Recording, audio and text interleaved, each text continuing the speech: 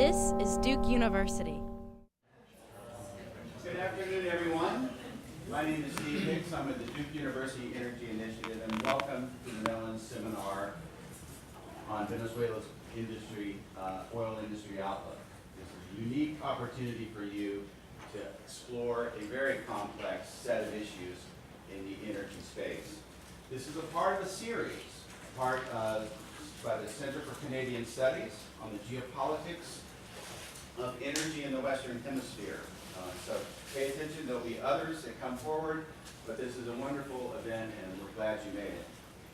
This could not be possible without the contributions for several organizations. I want to list them all to make sure you're aware of them. Certainly the Andrew Mellon Foundation, the Office of the Provost for Duke University, the Center for International Studies, the Center for Latin America and Caribbean Studies, the Fuqua School of Business right across the street, and the Sanford Energy and Environment Club, and the Duke University Energy Initiative. And for those of you that don't know, the Energy Initiative is a campus-wide interdisciplinary initiative that focuses on issues in the energy industry and challenges both economic and environment around the world. So thank you very much for coming.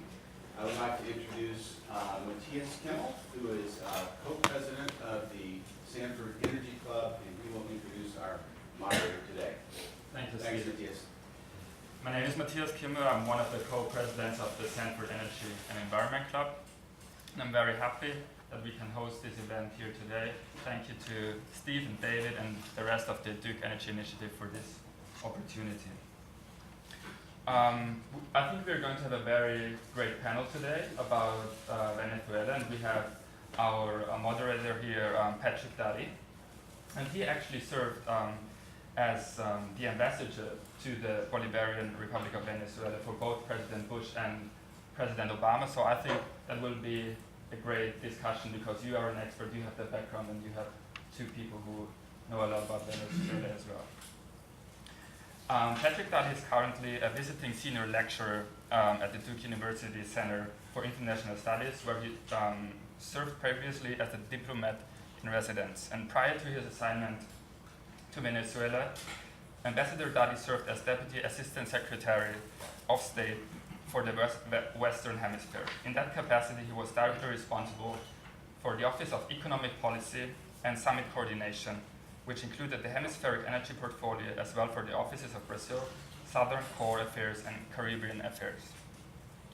Before his assignment in Brazil, Patrick Duddy served in a variety of senior positions around the hemisphere, including as the Deputy Chief of Mission at the U.S. Embassy in La Paz, Bolivia, and as Counselor for Public Affairs at the U.S. Embassy in Panama. Early in his career, he also served as U.S. embassies in Paraguay, Costa Rica, the Dominican Republic, and Chile. And before I hand to Patrick, who is going to introduce the panelists, I want to quickly say something about our club. We are the Sanford Energy Environment Club, a smaller club of public policy students who are interested in energy policy, environmental policy, water policy, international development. We host a few events during the year. For example, we had a get-together with a professor already. We helped coordinate a panel for the Duke Energy Conference and for the energy industry fundamentals. Now I'm going to hand to Patrick Duddy. Thanks. I'm going to begin with a few remarks about Venezuela and the energy sector, and then introduce our two speakers. And I will be brief and then allow them the bulk of our time for formal presentations, and with luck we'll have plenty of time for a conversation afterwards in which you can ask questions directly of our two visiting speakers. First, why are we thinking about Venezuela at all in this context? It's an obvious question, but I'm going to give you a couple of the basics. Venezuela presently is viewed as having the largest conventional reserves of oil in the world. So let's just start with that, set that aside. The largest conventional reserves, according to most estimates, in the world. Our speakers can both parse that statement and give you more detail and a sense of whether it is actually a modest evaluation or an exaggeration. Secondly, historically, obviously, the United States has been the largest market for petroleum in the world. And for many years, Venezuela was the largest foreign supplier to the United States. Its position in the U.S. market has eroded substantially. It's now, depending on practically the day of the week, the third, fourth, or fifth largest foreign supplier to the United States. But at the same time, it is also worth noting that the U.S. is now producing more oil itself and using slightly less, and therefore importing less. Ergo, Venezuela, less important than it used to be in absolute terms, less important to the United States in relative to other foreign suppliers, is clearly figures somewhat less prominently in the U.S. from the U.S. perspective. Nevertheless, Venezuela is immensely important within our hemisphere, in no small measure because they have sought to build energy relationships with a wide range of the smaller economies, particularly through a program called the Petro-Caribe Initiative, which offers deeply discounted or concessionary financing to many of the smaller island nations in the Caribbean basin. Venezuela has also become the principal source of petroleum to Cuba, and of course, in doing so, to some degree, has stepped into a role vacated by the Soviet Union. And critics of both Venezuela and of the Cuban regime argue that to some extent, Venezuela has allowed the Cuban regime to remain viable long after its own economic policies might have precipitated its collapse. That's a very debatable point I think, but it is nevertheless an essential partner to Cuba. Finally, Venezuela has become an important source of petroleum for China. And with Evan Ellis here, who's, I'll give you a longer introduction in just a sec, but who's recently published a book on the strategic, what do they call it, strategic dimension of Chinese investment in the Americas. He can explain a little bit how that relationship works. Now, those, if you will, largely undebatable facts. Large reserves, a still significant role with the United States, and actually an expanded role within the Western Hemisphere, an important supplier of oil to China and also India, a number of other places, would, to some degree, in and of themselves, justify a couple of hours of careful consideration of where their energy sector is going. This is made more urgent, I believe, because the Venezuelan economy appears to be in such terribly bad shape. They have entered a period in which oil production has drifted downward. Right? The productivity of other sectors has practically collapsed. Inflation has risen above 50%. Scarcity has become a major feature of Venezuelan life. They now keep and regularly discuss a scarcity index, which at present suggests that 22% of all of the 100 or so items on the basic list of regular consumer goods, 22% at any given time can't be found. And the newspapers are filled with photographs at times of store shelves that are actually empty, right? Reminding us of the worst days of the Soviet Union. There's also considerable criminal violence, surging criminal violence. And the current administration Nicolas Maduro has in fact sought and been granted what are called extraordinary powers or enabling powers in order to govern by decree for a period of time, justifying such extraordinary powers on the notion that he needs additional authorities to fight what they are calling an economic war on the Venezuelan economy, alleging that said war is being precipitated by recalcitrant elements of the right and Venezuela's international enemies. Right? Also highly debatable. Nevertheless, we're at a critical moment. This is a major energy supplier to the region and to the global community, a major exporter, an important economy in the hemisphere, and it appears to be in really deep trouble. Today, we're very fortunate to have with us here at Duke to discuss these issues two terrific experts. Francisco, who is an expert in his own way. His resume, which some of you have on the handouts, is really quite amazing. But every time I see this on the board, I have to chuckle. He is visiting faculty at Harvard, associate faculty at Tufts, also at Rice, at the Business Institute in IESA in Venezuela. And as he reminded me, he is also periodically on the faculties of several other universities. Now, I'm not quite sure how he manages to be in that many places, even sequentially, let alone all at once. But he is an expert on the Venezuelan energy sector and is in demand globally. I know that in preparation for a class I've been teaching at Fuqua, one of the pieces I was reviewing on the sort of national oil monopolies within the hemisphere, something you, I think, actually did for Aramco and presented in Saudi Arabia.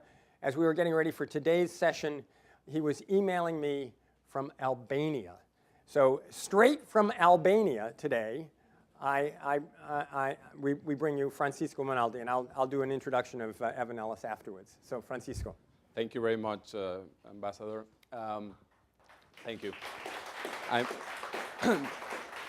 very glad to be here. So I will try to show you a few sort of ideas to get a sense of what both the oil industry in Venezuela, what's happening there, and a little bit of the wider context in the country, because I think it's hard to understand what is happening without understanding the larger context. So first of all, I mean, I have a lot of slides showing that Venezuela has the largest oil reserves in the world, but I will put a sort of an asterisk on that fact. But it's amazing to notice that South America, because of the incorporation of the extra heavy oil of Venezuela into proven reserves, has surpassed the Middle East, not in total reserves, that's important too, but in the number of years of reserves at the current extraction rate. So that, on the one hand, tells you that South America, in particular Venezuela, has huge reserves. On the other hand, it tells you that Venezuela is producing very little oil, because the reason why it has so many years of production is because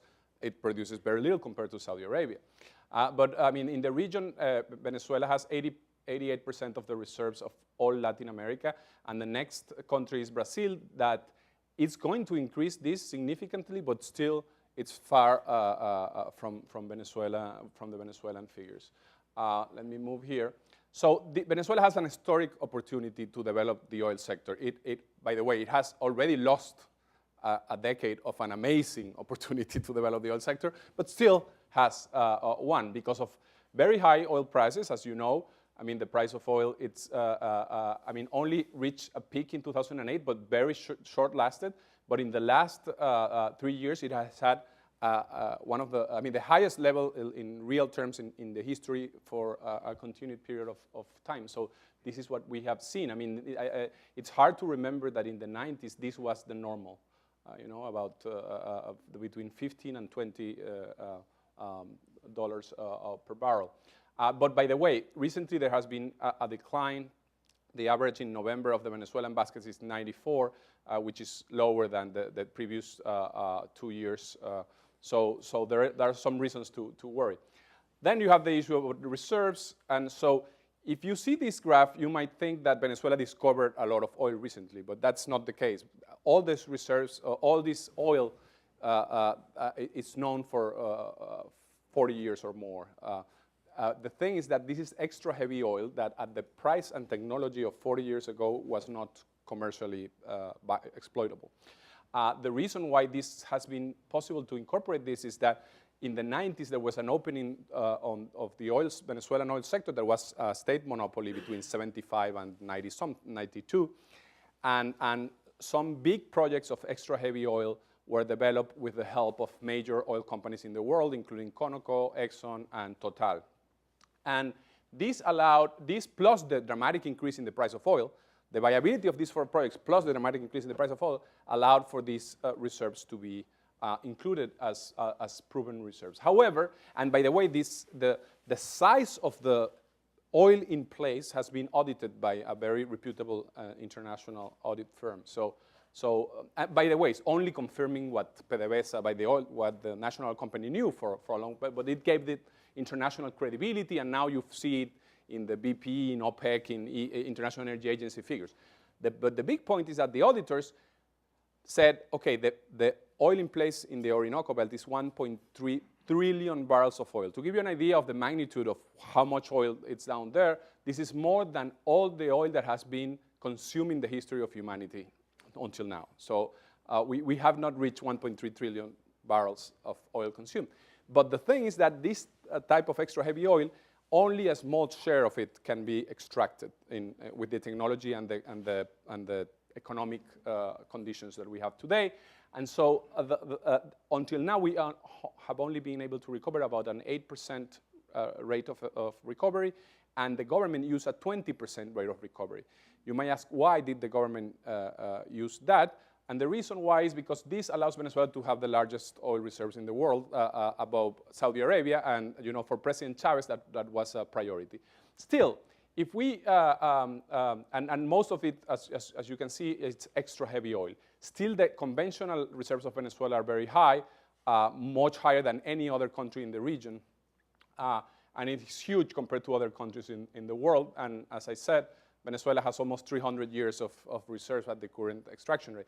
So my point is that even if you use a conservative estimate, and it's not 300 billion what Venezuela has in reserves, but 200 billion or a bit less, Venezuela has the second largest reserves in the world, and we will not be able to take this oil out of the ground. 300 years, I mean, much earlier than that, this will be obsolete, and we will have all the oil down there. So Venezuela has a very low extraction rate of these reserves. If Venezuela extracted oil at the same rate of their reserves as Saudi Arabia, Venezuela would be producing 12 million barrels of oil instead of 3. So this is not feasible, but just tells you a bit about how underdeveloped are the Venezuelan reserves. So there are, since about 4 years ago, almost 5 years ago, there are a few projects that the Venezuelan government offered as partnership with companies around the world, including Chevron, Repsol from Spain, Eni from Italy, Petro-Vietnam, CNPC from China, and a Russian consortium. In fact, there is another Russian, Rosneft, is also there. And basically, these require very large investments because the quality of the Venezuelan oil is very, very bad. It's extra heavy, and in order to be processed in a refinery, it requires either of two things. Either you dilute it with a very high quality oil, a lighter oil, or you upgrade it in a facility that costs at this point, about $7 billion for 200,000 barrels. So that requires a lot of financial resources and also credibility, because who will put $7 billion in a country like Venezuela that just expropriated the oil sector in 2004 to 2007? So that's a big question. So this spectacular opportunity is only matched by the depressing situation of the reality of the oil industry. I mean, oil production has been dramatically declining. This is another historical period, but as you can see, during the 90s, there was a dramatic increase in production in Venezuela, followed by a significant collapse. And this is important to notice that this figure, by the way, includes at this point, or not only crude, but other liquids. But the big issue here is that about 1 million barrels of this production come from private investment that eventually was expropriated or nationalized. So without the private investment, the production of Petróleos de Venezuela would have collapsed from about here to about here. You know, it's so. And the reason is basically lack of investment. This is the number of oil rigs in operation, and as you can see, in the 90s it was much higher than the one we have today. And so it's amazing that a company that is receiving the highest oil prices in history is not able to invest enough. And this shows you Venezuela compared to other countries.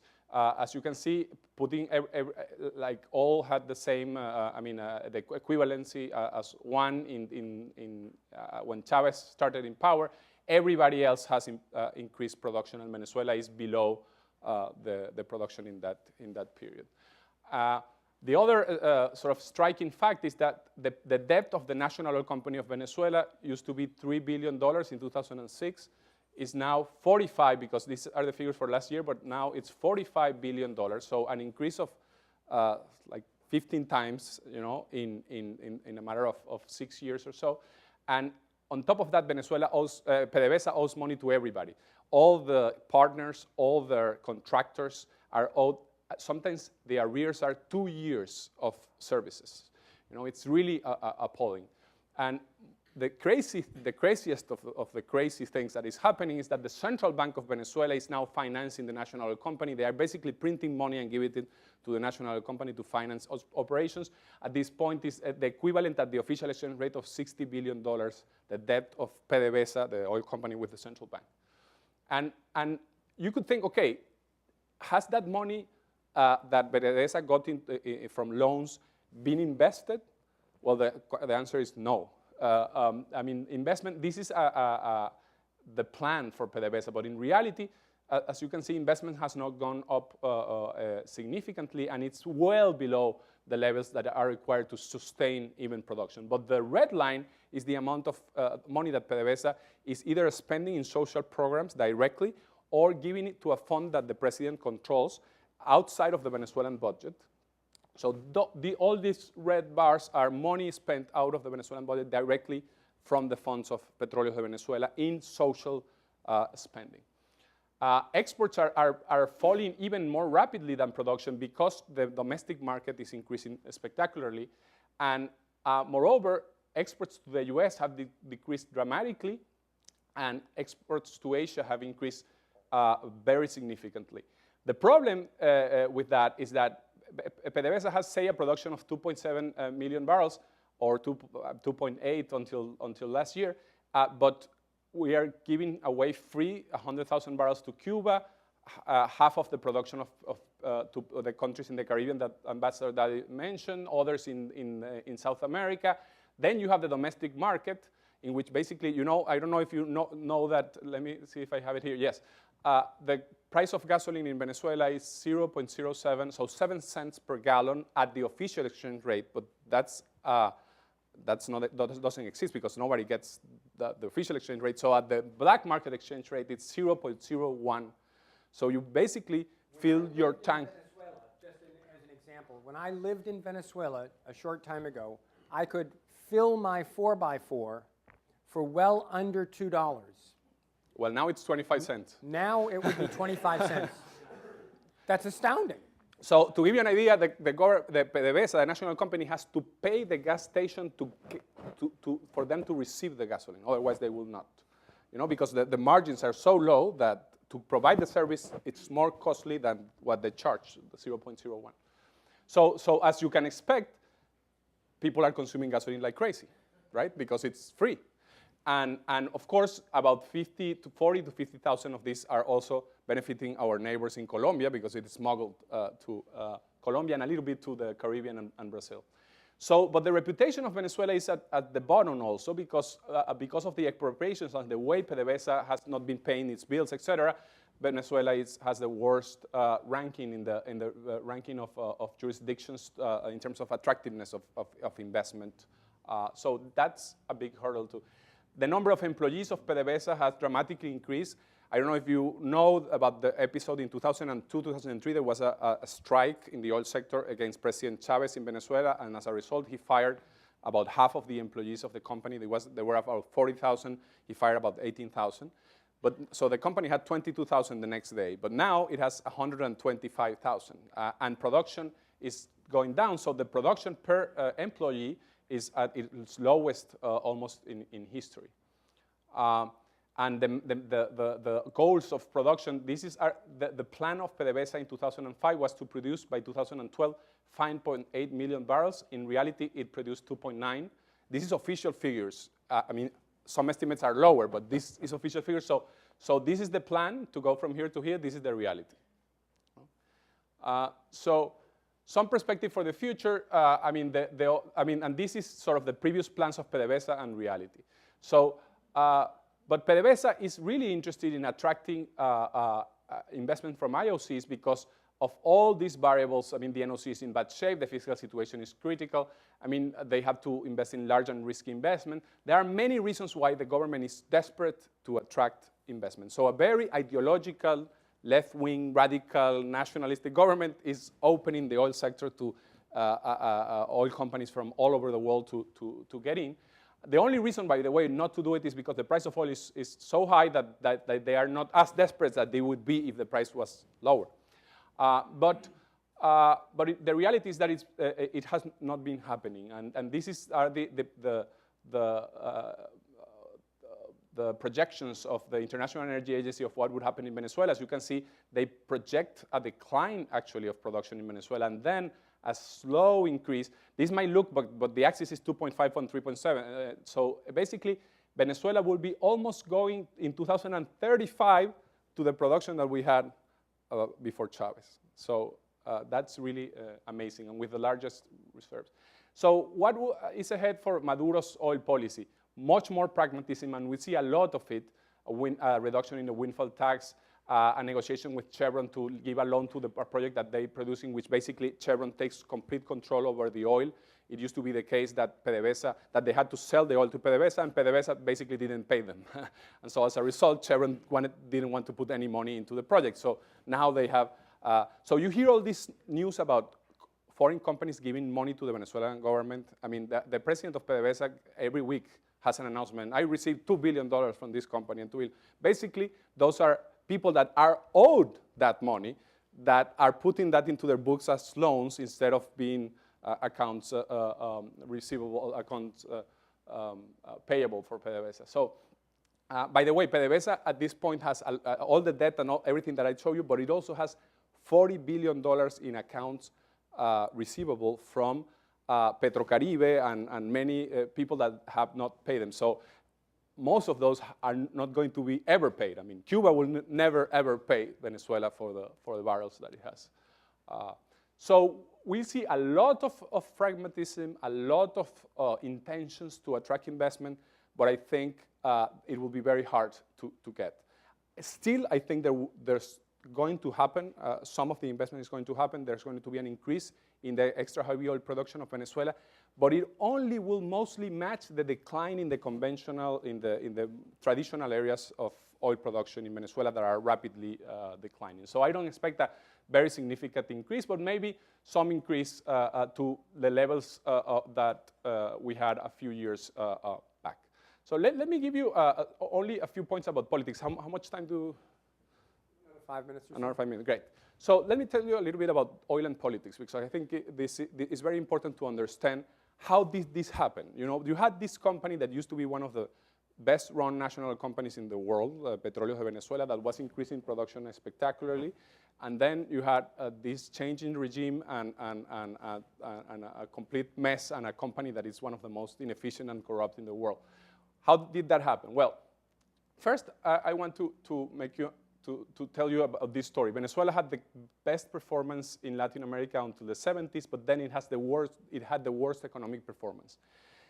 I don't have time to tell you why this happened. There is a whole book coming out in which I am one of the authors, called Venezuela, Anatomy of an Economic Collapse.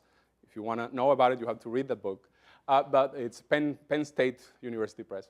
But what I can tell you is that this collapse in the economy mostly a result of the high dependency in oil, the over-indebtedness of the Venezuelan economy, state, actually the Venezuelan state in the 70s, combined with a collapse in the price of oil that brought this spectacular decline that elected Hugo Chavez. Chavez was elected here after all this terrible economic period. To give you the idea, the counterfactual should be, for a developing country, should be a line that might go like this, but always goes up, right? That's the normal, not to talk about East Asia or China, right? But like the average, you know. But then you have the oil boom, and then you have this very significant increase in that was basically the result of this. We had the largest resource windfall in the history of the country and in the history of Latin America. Venezuela received the equivalent of 300% of GDP in 10 years of additional revenues from the increase in the price of oil. Other countries in the region, by the way, benefited very significantly, but none benefited as much as Venezuela. And if you see the results, Venezuela has the second to last average growth rate during the last 14 years. Only Haiti did worse than Venezuela. So if you compare what it could have been, the counterfactual of what should have happened with what would happen, it's appalling. It's really appalling.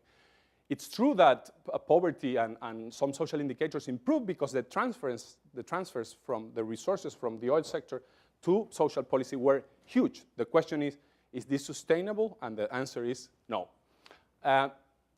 This is the electoral budget cycle in Venezuela. This is the moving average of the central government real expenditures. And as you can see, this is the election of 2006. The president basically spent everything that he had to win the elections of 2006. He won by 26 points. Then he had, of course, to do an adjustment because both the price of oil went down, and moreover, he had to, balance what he had done in the crazy period before. And then next elections, again, you know. And this is an increase that I don't know if you, this is real terms. This is an increase of 50% of the budget in real terms. Venezuela in 2006 had a deficit of almost. Could you go back to that slide? Sure. I'll just make one point. In November of 2007, I was the ambassador in Venezuela, where you see the great dip. And I got there after this huge expenditure the previous year. The thing that I would point out to you in terms of Venezuela's history is that the president won re-election by a substantial margin, thus evaporating all questions about the legitimacy of his mandate in 2006. But even the Chavistas understood that that kind of spending had to be reined in. In 2007, he tried to introduce a series of constitutional reforms, and they held a national referendum. And for the first time since his election in 1998, they lost. What was the lesson for the government? Well, it went up again the next time they tried the referendum, and the next time President Chavez himself had to run, it went back up to a level that rivaled the earlier expenses. What they understood was, seemingly, there was an absolute correlation between how much the government spent in the period just before the election and the likelihood that they would get the result they wanted. And I will show you that exactly. The deficit last year was 17% of GDP. That is the largest deficit that almost any country in the history of the Western Hemisphere. But this is, you have to realize, when the price of oil is at the highest level in history, right? So how can this be possible? You know, having a deficit larger than Greece, the countries that are completely broke in the middle of the highest boom in your income? Well, it's possible because of the craziness of the populism that we had. And this is what the ambassador was pointing out. The correlation between the expenditure and the popularity of President Chavez, which is the blue line, it's very significant. I mean, the expenditures was the base of President Chavez's popularity. And moreover, and this is, by the way, this is the connection between the evaluation of how people believe they are doing economically, how they are doing in their pockets, this is the dotted line, and the popularity of President Chavez. The correlation is 0.8, right? So basically, people were voting with their pockets because a lot of money was being distributed. The problem is, so the last point that I want to make is it the case that, you see this is a country with a socialist revolution, nationalizing everything. Is it the case that Venezuelans have bought this ideology? And the answer is not. This is what institutions in the country are doing the best for the country, are helping mother country. And let me tell you about the socialist institutions that get the best rating. Shopping malls, banks, retail, the Catholic Church, entrepreneurs, university students that are mostly against the government, private production companies of food, media, private media, and then the social programs of the government, and then President Hugo Chavez. So is this a socialist country? And the answer is, of course, no. This is a country in which most of the policy preferences of the president were very far away from the median voter, but he bought their support by distributing all this amount of money. And this is another one. But President Chavez has spent thousands of hours telling us that Cuba was the best economic model in the world. On national TV, on all the channels, he could control all the channels, all radio stations at the same time having this. So how many Venezuelans believe that Cuba is a model for Venezuela? 4%. 81% think it's a very bad model for the country. By the way, these are the same polls that always showed that President Chavez was going to win. So if you are thinking that I'm presenting, a bias polling, that is. So, I mean, and I will end with this. The terrible legacy of left by Chavez will have lasting effects on the stability of the country. One of the big worries that I have is that you saw that graph in which I show you that Venezuela had the best economic performance for a while and then a collapse. Well, all the conditions that created the collapse, the heavily indebtedness, the decline in the institutions of the country, et cetera, all times 10 are in place now. So if there is a collapse in the price of oil, I don't know what would happen in Venezuela. It would be an economic collapse of unprecedented characteristics. The opposition, and I had to qualify this because I prepared these slides a month ago, and this, we have elections on Sunday, municipal elections in Venezuela, and unfortunately, I think that recent populism attempt by the government, basically what they did is they forced all retailers to sell their electrical appliances, et cetera, for half their prices, and they got sort of sometimes even more. And so there has been a small hike in the popularity of the government recently. But for the first time, the structural factors are there to clearly make the opposition a majority in the country. So the question is, what's going to happen? And I think the political economy of Venezuela will depend a lot on the timing between a full-blown economic collapse and the political transition. But because say there is a political transition and the cost of all this collapse are paid by the new government, then the consequences will be very different than if Nicolás Maduro has to pay all the broken pieces from what they have brought up. In fact, I have a little bit of sympathy for the poor Maduro because all polls show today that Chavez is a hero because he died at exactly the appropriate time. I mean, he even was lucky at dying at the correct time. But President Maduro is now blamed for everything that is happening in the country, and the guy basically received the legacy from Chavez. So thank you very much. Oh, that was terrific.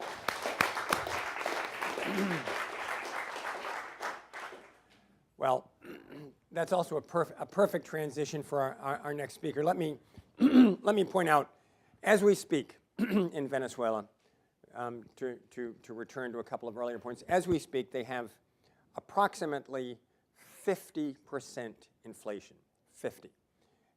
And at least that's what, and they actually think that they may close the year at about 54% inflation. Making it worse, this will be the 5th or 6th year in a row that they have had inflation above 20%. Think just for a moment of what the value of your savings would be if you, say, started 7 years ago with $1,000 in the bank, or at least the erosion of your purchasing power, right? Think of that, just extraordinary.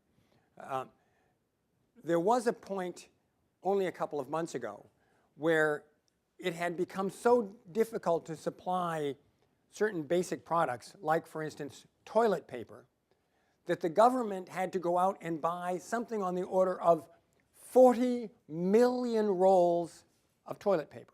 There wasn't any in the country. The country's foreign reserves are collapsing. And what we have seen in recent years has been an evolution in the way the Venezuelan government has conducted its negotiations with other countries and with some private companies as a consequence of the fact that, notwithstanding this extraordinary decade-long windfall, they are short of cash. And as Francisco, I think, very aptly points out, there appears to be an absolute correlation between the government's ability to fund social programs and its support. Not surprisingly, they have borrowed heavily from those willing to loan to them. Because the government has postponed the repayment of debt, because of the expropriations, not everyone will loan to them. But China has. And that brings us to our next speaker. Evan Ellis is associated with the National Defense University in Washington. And certainly in my estimation, and I believe in the estimation of many others, he probably is our leading authority on China's, the strategic significance of China's investment in Latin America. And I can tell you that this is on the minds of policymakers in Washington. Something that I've pointed out in one or two other chats that I've given is that when I was I was up on Capitol Hill for a confirmation hearing before the Senate. I had just come out of the position, I was just leaving the position of Deputy Assistant Secretary, where I'd been responsible for a fairly large assistance program, among other things, in Haiti. And I was going to the country with the largest oil reserves in the world. The first question I got wasn't about Haiti, and it wasn't about Venezuela, it was about China. And China's role in the hemisphere and the significance of that role for the United States and for the rest of the world. Evan has been publishing on this issue for some years, and only about a week or so ago, his new book on the subject was presented in Washington. And I'm going to end with this one point. In what I think was an almost unprecedented gesture, the presentation of his book involved a former Secretary of Defense. I don't know when I'm not sure that I've ever heard of a Secretary of Defense showing up to help launch and to underscore the importance of a study such as this. So I think we're getting the very latest from the very best, Evan Ellis.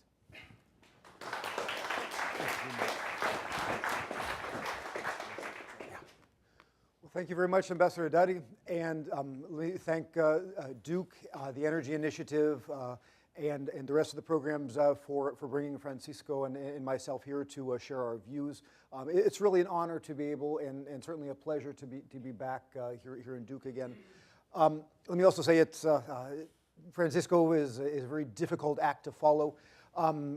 Thankfully, since he's, I think, presented some of the key points about the dynamics in the Venezuela oil sector, I'll try to build on what he has done. And I think really we are very much in agreement about our relatively grim prognosis of what is happening with certainly PDVSA and perhaps with Venezuela more generally.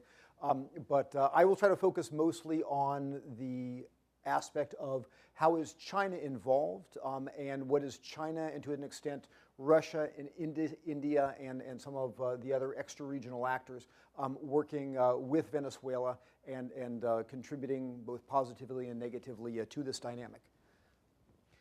First of all, just a little bit of background, and again, as with Francisco, I will just hit some of the key points of the slides, but certainly it's important to recognize that China is not a new entry into the Venezuelan oil sector, but that evolution has certainly evolved. Indeed, the first key involvement in the oil sector, and really what was at the time the largest Chinese investment in the energy sector, at least at that point in time.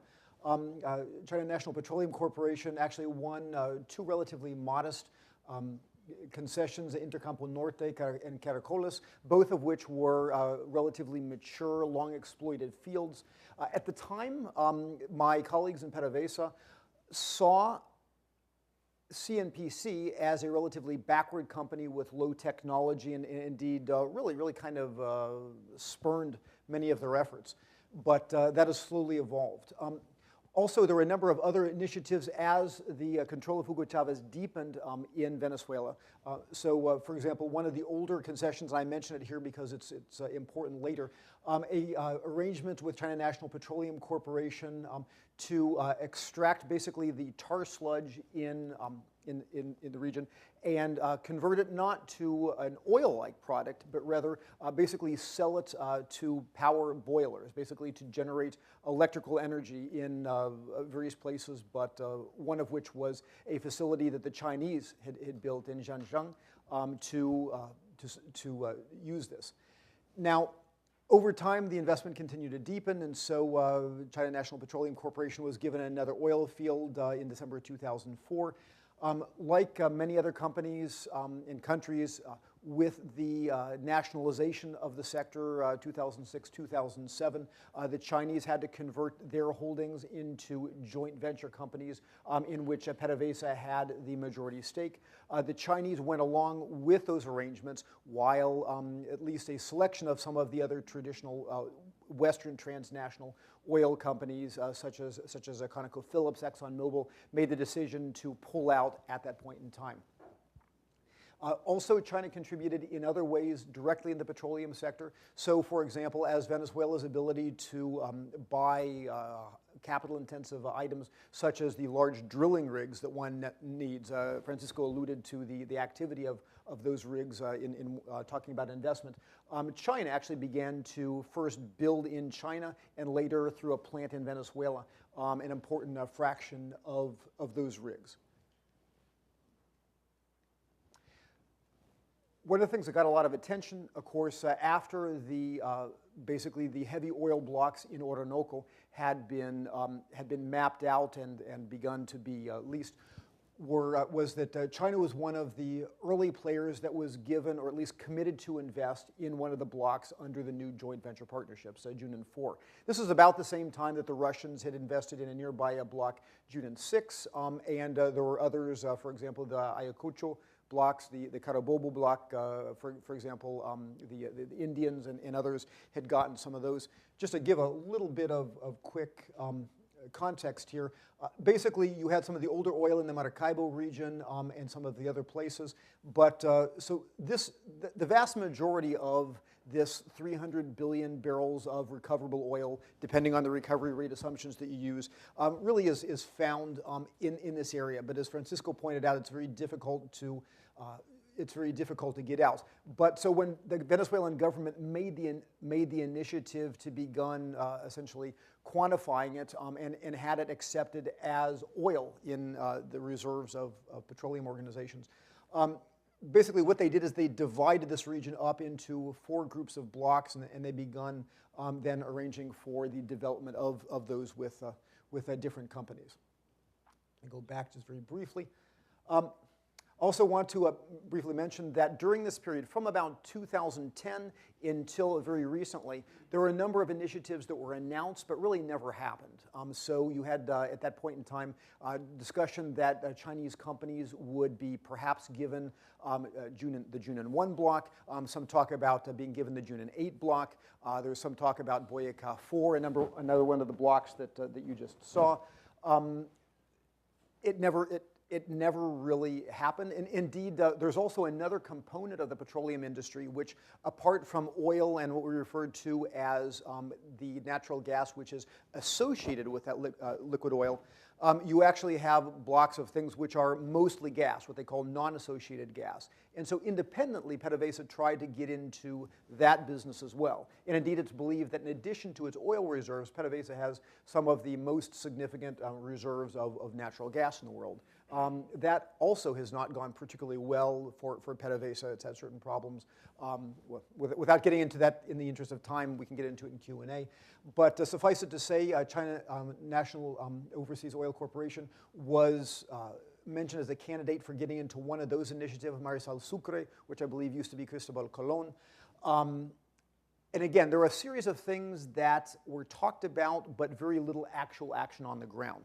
And so there has been a new flurry as PDVSA has found itself in this liquidity crisis of new promises and new initiatives. And so for the Chinese, that had to do with the trip first by the head of PDVSA, Rafael Ramirez, and then subsequently cemented by the trip of President Maduro to China, in which it was announced that 2 new blocks, Junin 1, long discussed, was actually being given to the Chinese. Junin 10, which originally was going to be done by other companies, and then PDVSA was going to go it alone, and then they decided, no, let's give it to the Chinese. And there are actually important liquidity reasons for doing this. Specifically, even if, as we have seen in Junin 4, the development is played out relatively slowly, the initial signing for the rights to develop these blocks are traditionally associated with between several $100 million and sometimes in excess of $1 billion. So for example, when China signed up for Junin 4, that was associated with a series of payments amounting to about $900 million, essentially cash up front. And we expect that Junin 1 and Junin 10, again, in oil industry terms, $1 billion is not that much money, but it contributes, it's one of the few places where PDVSA can potentially get money up front to continue to try to get through the financial crisis that it is experiencing. I want to talk in a little bit of detail about Chinese loans. And first of all, to clarify a couple of misnomers, because there's been a lot of misrepresentation about the structure of the loans itself and their use. First of all, just about everything that the Chinese are doing in Venezuela is actually through these loan vehicles, which creates an element of safety for their transactions and that of their companies. And so literally the purchasing of the drills was funneled through the loan programs. The purchasing of the new oil tankers that they're buying, which are just now beginning to be delivered, was funneled through the loan programs. The purchase during the run-up to the last elections of something like 2 million higher appliances, washers, dryers, and things like that was literally funneled through the loan program. Those are all manufactured in China. Yes. So it's Venezuela, quote unquote, purchasing Chinese goods using money they borrowed from China. Exactly, exactly. And as a matter of fact, what you see in many of these places, and I'll explain how this works in just a minute, is that very little of the money actually leaves China. It's basically credited to the Venezuela National Development Bank, Bandes, in an account that they have, and then that is drawn down to generally purchase Chinese goods and services. And so again, the delivery of the higher appliances, the setting up, for example, of a Chery automobile plant, the production of ZTE and Huawei cell phones, including final assembly in Venezuela. These are typically not commercial deals, but basically where China is doing this through the loan program. Because on the other side, what happens is they are repaid through oil, but oil that they control. But before I get ahead of myself, let me explain a few things about this. Some of the first loan deals were actually talked about as far back as 2005. But there are actually, what's commonly referred to as the Fondo Chino, there are actually 3 separate instruments. The first 2 were set up early on, what's called the Heavy Investment Fund. Now, technically, the Heavy Investment Fund is referred to in terms of $6 billion blocks. That is approximately $2 billion that's contributed on the Venezuelan side through Fonden. And so basically, PDVSA was putting its own money through Fonden into the account. And on the other hand, the Chinese, China Development Bank, which is contributing $4 billion. So I'm going to refer to just the Chinese contributions, the $4 billion blocks. And so what you have is that Heavy Investment Fund Phase 1 was set up, the original $4 billion injection. Heavy Investment Fund Phase 2 was set up another $4 billion injection. Then a third vehicle was set up, what's called the Long Range Large Volume Fund. That was delivered in 2 tranches. Now, you may have heard about this because it was approximately half distributed in dollars, well, I shouldn't even say dollars, in credits for things that could be bought in dollars. So basically a Chinese commitment to provide dollars to Venezuela to buy certain things. And about half was just directly credited in renminbi. But so after these 2 disbursements totaling $20 billion, then you also, at about the same time, you had a new commitment to another $4 billion. So basically, this was dispersed and paid off. The account balance goes back to 0, and so another $4 billion injected into this fund, another injected into this fund. And so the total amount through China Development Bank has been $36 billion.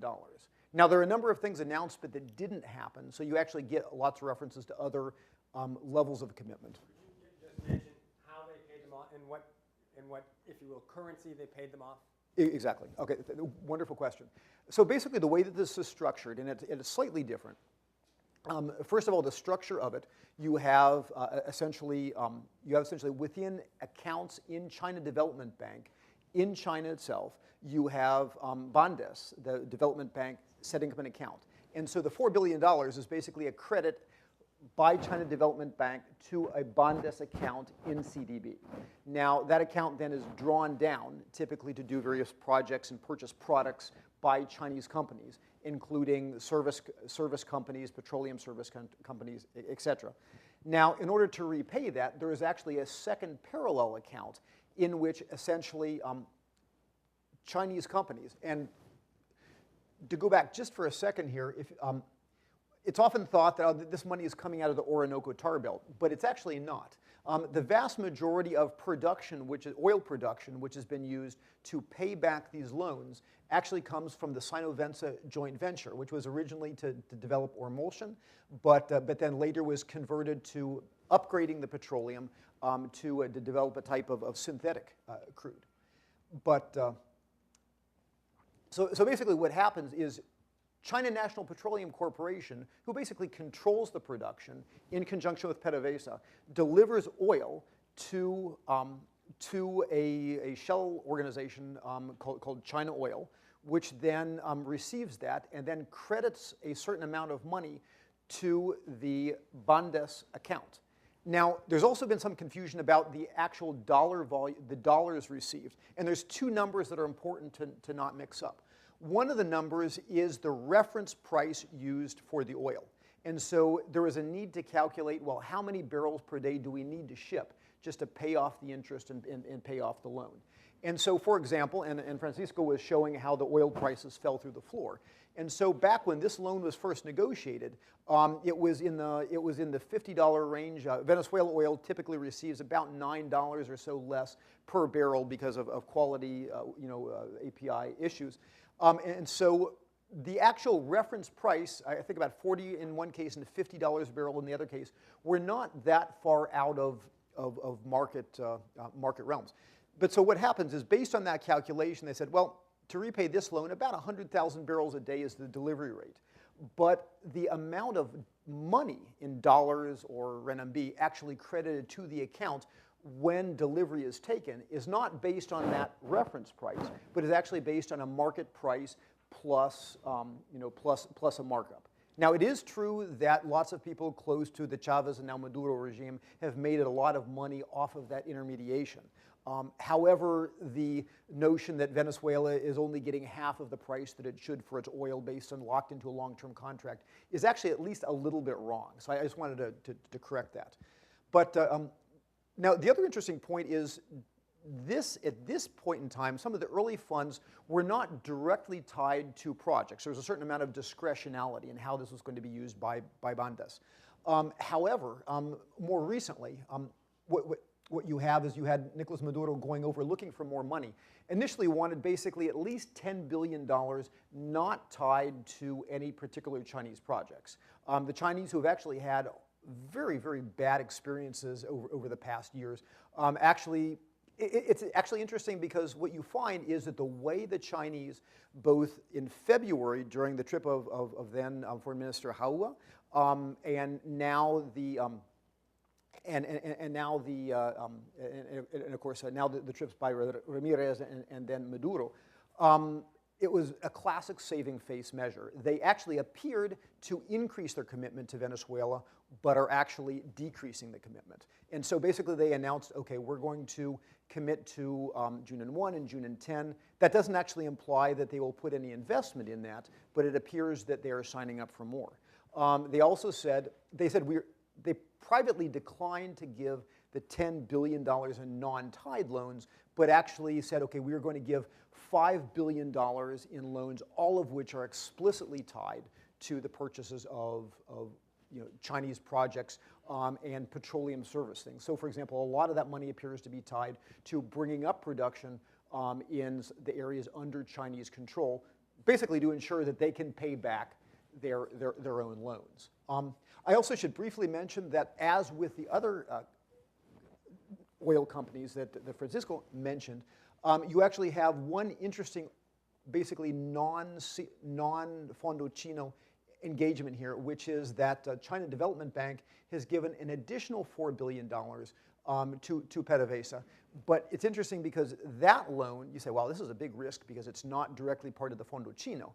But what's happening is it's giving that money basically to itself because it's loaning the money to a project which is controlled by CNPC, which is essentially known heavy oil, which is being used to repay the Chinese loan. And so basically, it's almost an in-house thing where they're doing it to make sure that they can continue to pay themselves. And also briefly, I should mention that there was another series of initiatives, and there actually sometimes is competition between different Chinese entities. And so about a year and a half, 2 years ago, you actually had another bank, a more commercial bank, International Commerce and Bank of China, coming in and saying, we want to maybe loan money outside of the fund for some projects to support our Chinese business partner, CITIC, who was at the time doing some construction work near the capital and was also talking about building one of these massively expensive upgraders that Francisco alluded to in the Chinese sector. Now, most of that has not happened. As a matter of fact, to the best of my knowledge, none of that has yet happened, although it remains a possibility. Okay, having dwelt on that, I'm gonna go through some of the things. Of course, we already kind of talked about the Chinese position in the country. Just briefly, I wanted to mention that one of the important aspects of the Chinese participation is that they are probably the best bet in a number of difficult areas where PDVSA is in crisis. Now, refining has not yet become felt as a crisis because before you can have a crisis with the refineries, you have to overcome the crisis of production, which is actually declining rather than increasing. However, the refineries, as was seen by the Amway explosion. In fact, Amway was a major refinery, the biggest, right. And there was an explosion a little over a year ago, yep. Killed about 30 people, and it hasn't come fully back into production yet. And in addition, literally the other refineries, there are multiple fires each year, et cetera, and including, I think, in Puerto de la Cruz, I think it was Puerto de la Cruz, there was just a fire last month. And it's interesting, actually, to look at Puerto de la Cruz to realize that a Chinese-based company, not a Chinese name, but a China-based company is actually providing some of the services to try to support that refinery. Now, when you look at the picture abroad, some basically call it the near abroad for Venezuela. The Citgo, basically everything is falling apart because the Citgo refineries, which PDVSA used to own and could basically oblige to accept its oil, now that they are no longer owned, they are actually turning, interestingly enough, to Canadian tar sands oil, which contractually, in terms of quality, is seen as somewhat more reliable, and they prefer to work with the Canadians. So I actually had a case of one company, Newstar, basically owned over a Houston-based refinery, that actually paid the penalty to get out of its contract with PDVSA, I think 3 months early, so they could turn to buying Canadian crude. So this is becoming an increasing problem, especially as PDVSA continues to try to sell what's called early production oil, which has some significant quality and residue problems with it.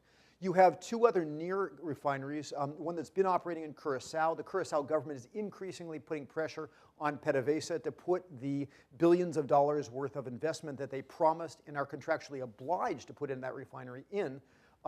It's between a rock and a hard place because the Curaçao can't refine anybody else's oil, but PDVSA depends on them, especially because they have a very important deep water port where some of the bigger tankers want to load that they can't do, for example, in the Paranaguá Peninsula.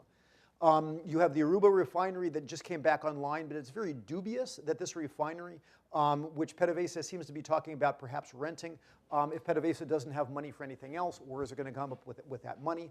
You have the Brazilian refinery near Pernambuco, Abreu Lima refinery, which basically after years of PDVSA not coming up with its promised share, the Brazilians finally said, we're going to go for it on our own. And my reason for going through this is that as you try to talk about these plans, and Francisco's presentation is excellent, where production keeps going down, but here's all these ambitious plans of PDVSA to go up. Well, if you ever actually successfully go up, you're going to need that heavy oil refining capability. And right now, the only game in town for heavy oil is the 400,000 barrel per day Guangdong refinery that CNPC is building on its own in China. Francisco pretty much covered the upgraders. I just wanted to touch on a couple issues. This is an area where PDVSA keeps trying to avoid making that. And you're not talking about just one $7 to $8 billion upgrader. You're talking about each individual project needing its own perhaps 4 to 5, perhaps as much as $7 to $8 billion upgrader. And so what PDVSA has tried to do to basically get cash is that it has tried to sell as long as possible what they call early production. It basically, instead of upgrading it, is basically tried to dilute it with things like naphtha so that it can at least get it to the refinery and sell it. Now, part of the problem is PDVSA does not have the storage capability that it needs to let the residues settle. And so essentially it's selling oil that basically you have residues settle out in the tankers, you have issues with quality at the refineries themselves, and so the refineries are getting pretty frustrated with accepting this oil. And there's actually a pretty high rejection rate for PDVSA oil deliveries. I think it's probably one of the highest, if not the highest, in the industry.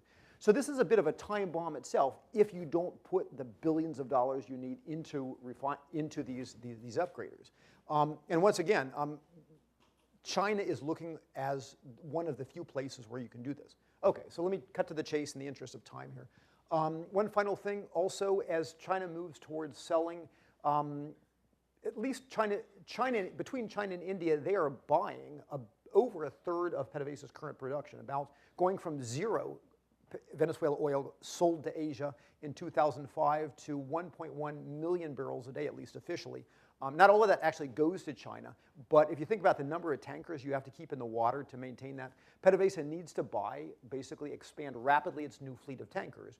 But again, because it has no money, that's not happening. And some of the few PDVSA tankers that are actually getting delivered, keeping it from having to rent other tankers at high expense, are coming from China, bought, ironically, through the Heavy Loan Fund. Okay, we can get into the difficulties, but let me come back. And I think Francisco and I depressingly concur with respect to the outlook. And if you really think about it, what it comes down to is that PDVSA is running into problems at all fronts. And so, as we talked about, production's going down. If you take out some of the liquids, one estimate is 2.4 million barrels a day, and the PDVSA portion, the non-private portion of that, as Francisco pointed out, is just collapsing. You have the issue that of that production, you have this questionable early production crude. At the same time, also, as Francisco pointed out, you have rising internal consumption. So production going down, internal consumption, so that puts the squeeze on what you actually export. Also, as Francisco and Patrick pointed out, then the money that you can get from what you export, you have the 100,000 barrels a day that you're committed to give to Cuba for essentially nothing.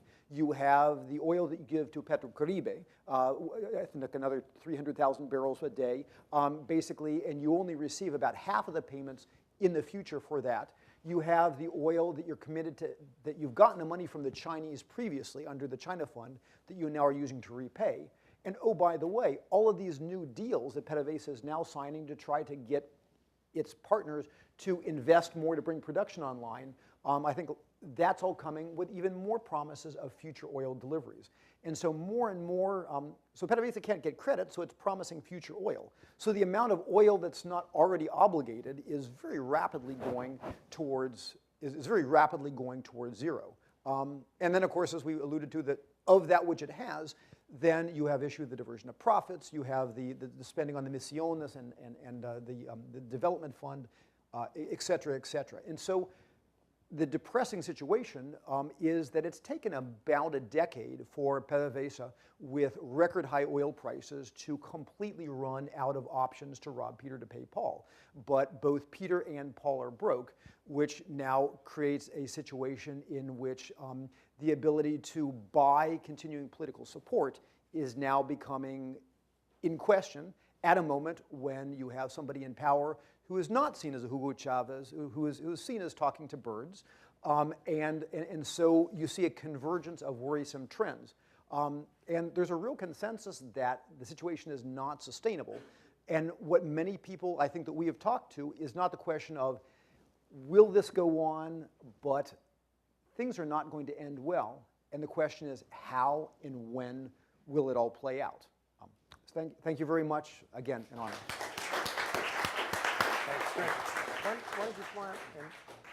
That's absolutely terrific. I know, just to put yet another gloss on all of this.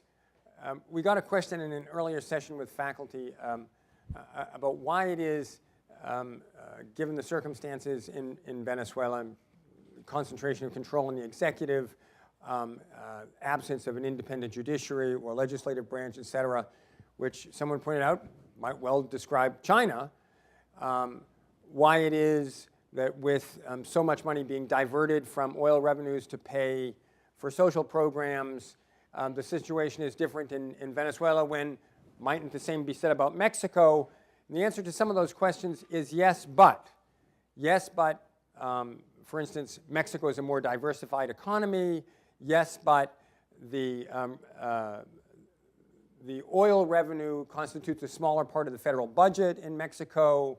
Yes, but there's a much higher level of confidence in Mexico's ability and willingness and if you will, commitment to paying things back. Similarly, in China, there are varying levels of difficulty or complications, but there's a much higher level of competence and confidence in that sector. Venezuela's case, now not talking about the oil company per se, but the government, it's worth noting that oil revenues constitute over 98% of export revenue, and over 40% of the government's budget.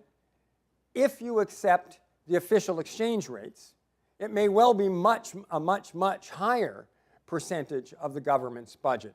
And the government has undertaken enormous social programs, but not very efficiently, and also substantially increased the government employment roles. So they desperately need money, hence their willingness to act in the very near term in ways that almost certainly ensure a cascading series of difficulties into the future. So with that, why don't we take a few questions? Yes? No? Evan? So I'm really interested in, thanks again for speaking today. You commented on what may happen in elections, and that for the first time there's kind of a structural majority of the opposition. What are they campaigning on in terms of policy with oil and gas in Venezuela, and what is their way forward and way to correct all these issues? Okay, well, let me say one thing. I just got the last poll, and literally while he was sitting here. Yes. So there has been a bump of 10% in favor of Maduro in the last month for the. Unbelievable. So they actually might win the national vote but this is a municipal election, right? So in municipal elections, as you can imagine, the debate is not about oil policy or anything like that. But let me tell you about what happened in the previous election. In the previous election, the opposition did not have a lot to say about oil in terms of details about policy publicly. I mean, of course, privately it's a different story. But in terms of platform, the main things that the presidential candidate opposition said was, first, that the same thing as the government, they want to increase production significantly, but they could do it compared to the government because the companies will have more trust in the opposition team and in the institutional setting, and the spreads of debt will go down, and so that will allow PDVSA to finance a lot of the projects and that kind of thing. The other big part of the policy platform was eliminating all the subsidies to the Caribbean and Cuba in particular. So that's about $7 billion that Venezuela gives away every year, depending on the way you estimate it. But it's a chunk of money. But as Ambassador Duddy said, one of the big problems is that for some of these countries, this is the main subsidy that they are receiving. I had in a conference, I don't remember exactly where, but here in the US, a high official from the government of Haiti telling me that the most significant subsidy to Haiti today that is not totally controlled in terms of, that they have some discretion, is the Venezuelan subsidy. So it's the most, he said, basically, we will be broke if Venezuela cut us off. And that's peanuts for Venezuela, so please don't do it. So there is a lot of talk, even with the current government, of diminishing these subsidies, and they made some announcements, but I think that they have not gone through in terms of really being serious about cutting the subsidies, because otherwise we will have hear the panic from the Caribbean. I mean, we'll probably see from the other side. What about Cuba, though? Is Cuba a different case, do you think, for the opposition? Well, Cuba, I mean, the opposition said that they will completely cut them off. But I think pragmatically it will be very hard to do, because today we are infiltrated by Cuban military advisors and whatnot. So I think the opposition will have to be relatively pragmatic about how to deal with Cuba. But that being said, the official announcement is what we will cut the next day. And by the way, the Cubans owe us billions of dollars. So you will have to cut a deal in any case. And I think, by the way, that the programs, in terms of the doctors, are relevant. You cannot, I mean, the opposition should try not to. The Cubans send arguably thousands of doctors to Venezuela to work in the poor neighborhoods under the auspices of a program called Barrio Adentro. Now, many of these little local clinics actually fail, right? The doctors abandon the clinics, seek to emigrate, in part because they're paid peanuts for doing it. In effect, their compensation actually goes to Cuba in the form of oil. They get to Venezuela, though, and they go, wait a minute. This isn't the best I can do. If I leave this, or if I get into Colombia, if I go to Brazil, or goodness knows if I get to the United States, I'll do very well indeed. So many of these doctors have abandoned their posts, right?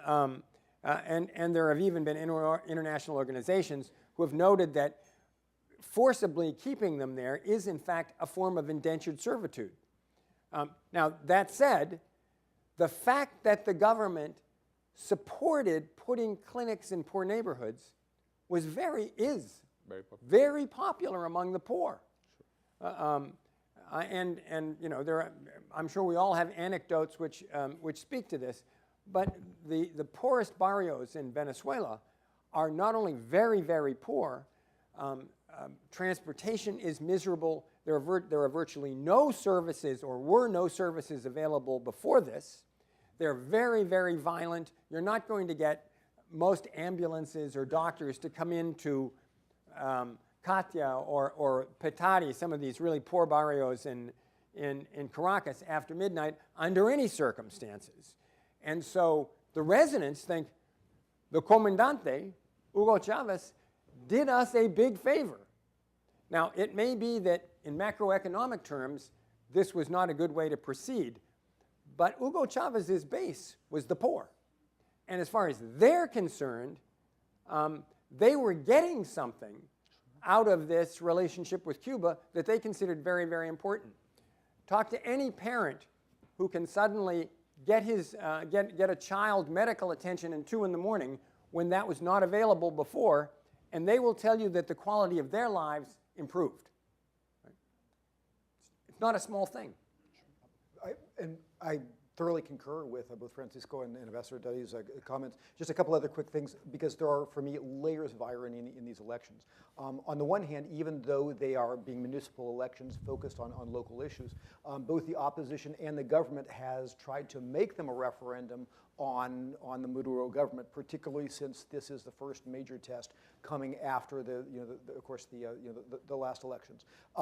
Now, having said that, basically, whichever way they go, and it does appear that the opposition is likely to be disappointed, but whatever happens, things are likely to get worse. I mean, if the opposition wins, as we've seen traditionally previously, it's likely that Maduro will actually become more radicalized and more encouraged in proceeding with the war on inflation and things like that, and radicalize the revolution.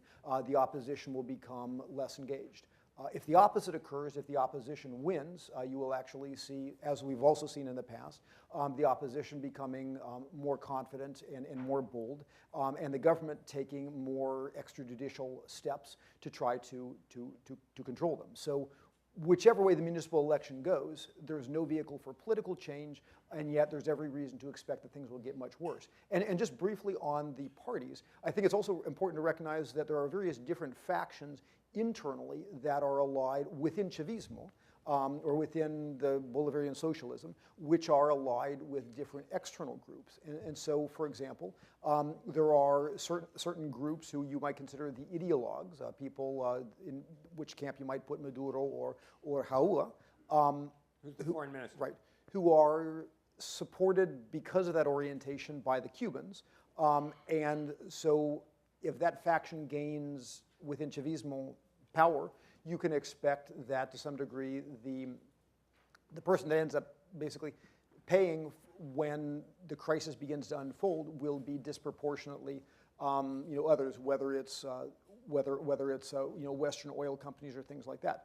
Reciprocally, there's another group, the Bolo Bourgeoisie, the group that was closely allied with the now Speaker of the House, Diosdado Cabello, other people like former defense official Henry Rangel Silva, etc., who are seen as very, very corrupt pragmatists, but who are no friends nor befriended by the Cubans. The Cubans desperately don't want to see them get the upper hand because, again, if they have the upper hand in a crisis, the person that gets thrown off the bus is most likely to be the Cubans. And so the point I'm making with this is that, at least in my humble opinion, the real coming struggle isn't so much about what could happen between the opposition and the Chavistas, but rather it is the way that the factions within Chavismo will play out and what that implies for and the types of alliances and support one can expect from the foreign allies attached to those different alliances. Another question? Yeah, Andrew. And this is more so for you. Can you explain why Venezuela's oil exports to China are only valued at about 10% WTI, whereas exports to India are like 75% WTI prices? That's according to some of the surveys we've seen. What's the dollar value of an export of a barrel to the United States versus the dollar value to Venezuela of a barrel to China versus the dollar value to India? Yeah, gotcha. And I think part of the issue is there's been a lot of misreporting on this and a lot of confusion.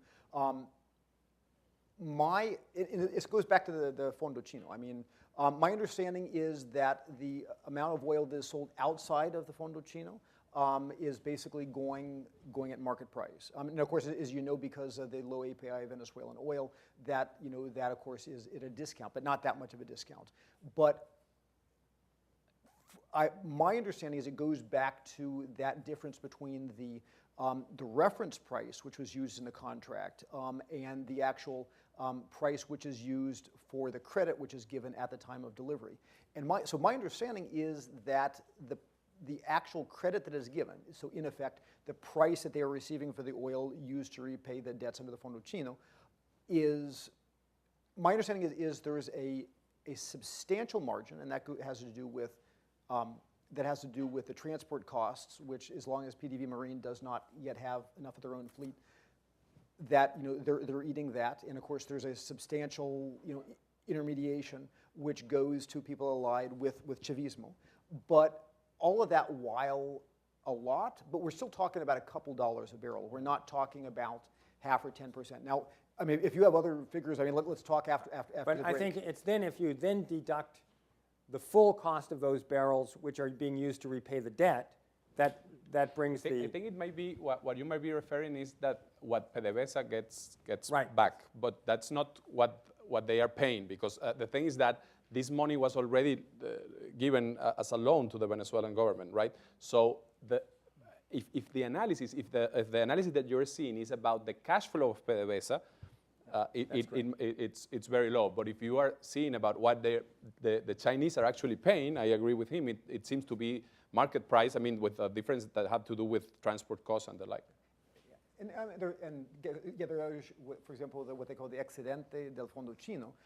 So basically, the money that gets left over after this transaction then gets recuperated by PDVSA. But as Francisco pointed out, that is not the full amount being received for the Chinese oil. That's just a part of the larger transaction. That's what actually comes back. Yeah. Exactly. And amazingly, it doesn't get back directly to an account to PDVSA, but the BANDES, the Venezuelan Bank of Development, and so they have to politically struggle to get it back. And even that may not. Even that may not go back. Even that may not be coming back. Sunfield. Yeah. My question is that China's invested heavily in financial, but also, I guess, diplomatically. So, what are the risks do you think the Chinese are facing? What are the risks and this is. Let me try to give you a relatively short answer on that. I think initially, and I've talked to a lot of my Chinese colleagues, and I'm not fully convinced of where the truth actually lies. I think the risks are substantial, but not as high. Where to start with this? Okay. I think how the Chinese got in, I think, first of all, obviously the Chinese have large experience in African countries such as Angola doing these state-to-state deals, where as long as the Chinese are physically in control of the production, things have up until now worked out. And so I think in many ways Venezuela was seen in that same way, and indeed it has proceeded in that fashion. Moreover, you have multiple pushes within the Chinese bureaucracy, and so clearly there was a green light within China, beginning under really under Jiang Zemin, later under Hu Jintao, and certainly now under Xi Jinping, to proceed. Having done that, of course, then China Development Bank, which is largely a policy bank, says, okay, we want to support development. Moreover, as you know, internal markets on projects in China, especially after the expenditure of something like $800 billion for the stimulus package, there aren't a lot of good, safe bets inside China. And that's actually not that much of CDB's mission. And so CDB is looking for places to park its money. It has this country which has been blessed by the government, which has an enormous appetite for loans, and keeping with CDB's mission, virtually everything that it does is supporting Chinese companies. It's supporting XCMG, it's supporting CNBC, et cetera. And so I think initially there was this push. Now suddenly, and you might have seen the report that came out by a colleague of mine, Kevin Gallagher, about China, the new banks in town. That, how did we get to this point where almost 60% of all Chinese lending in Americas are to Venezuela? And it was interesting because during the transition, a number of colleagues of mine who are not officially with the government but working with certain institutions like CICIR, I interpret to be speaking with some knowledge of the government's position on this. Suddenly in Washington, around February of this year, when everything was looking pretty bleak, and we're hearing about, for example, Maduro talking quietly with the Chinese, not Maduro, but Capriles Radonsky talking quietly with the Chinese, you you hear the Chinese voices saying, well, we don't know how we got this deeply, and we're concerned about this, and we've had lots of frustrations, and we know that the CDB teams, not just Chen Huan, but the CDB technical teams were very critical of the execution of projects being paid for by Chinese money. And so, and there's a whole list of things. I mean, the Venezuelans have diverted funds that should have gone to repay the Fondo Chino, but actually they tried to sell the oil to Gulf Coast refineries so they could get cash for it. There has been the issues with the nationalizations. There has been the issues with the corruption of the Fondo Chino. I mean, only $84 million, so it's peanuts in oil terms. But so enormous risks. I think the part of the reason that they got in this deeply was this push. But I think at the same time, there's also those who have chosen to stay, and it's not just the Chinese, because Chevron has made a similar bet. Repsol has kind of made a similar bet. At least some of the Russians, I mean, Igor Sechin. ENI. Yeah. Each of the bets, I think, is subtly different, but I think the Chinese have made the biggest bet, and so there's the sense that at the end of the day, even if Venezuela descends into violence and chaos, eventually some government is going to emerge, and eventually somebody's going to come up with a contract for the oil. Who is Venezuela more dependent on than the Chinese?